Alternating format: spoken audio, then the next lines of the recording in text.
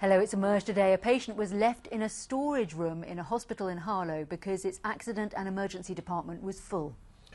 Michael Steele was admitted to the Princess Alexandra Hospital with an inflamed liver, but instead of spending his time on a ward, he was moved into a small room used for storing medical supplies. Today, the hospital apologised, but said it is dealing with an unprecedented number of emergency patients. The hospital apologised unreservedly today to Michael Steele and his family. Just after Christmas, the 63-year-old who'd been admitted with an inflamed liver woke up not in a ward, but in a storeroom. Under the catchline NHS in crisis, the Daily Mirror today showed him surrounded by medical supplies. He spent 3 days there. He claims he was regularly disturbed by staff collecting drugs from a fridge in the 12-foot by 10-foot store. The hospital insisting, though, that at no time was his clinical care compromised. Peter Blackman chairs an Essex healthcare group. He's a volunteer with the ambulance service. He doesn't think Mr. Steele was let down.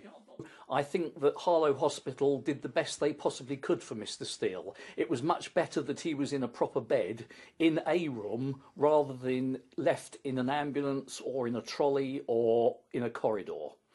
They did the best that they possibly could where they're overwhelmed by demand. They've got too many patients and they did the absolute best. So I applaud their creativity in finding somewhere where they could put a proper bed. Records show that in the week up to December the 28th, the hospital's A&E department was snowed under. More than 400 patients faced waits of over 4 hours.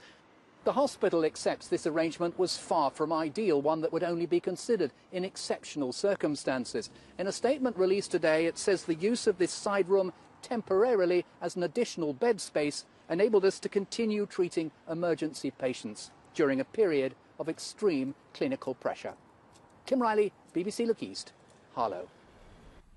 Well, just before we came on air, I spoke to Harlow's MP Robert Halfon and asked for his reaction to this case.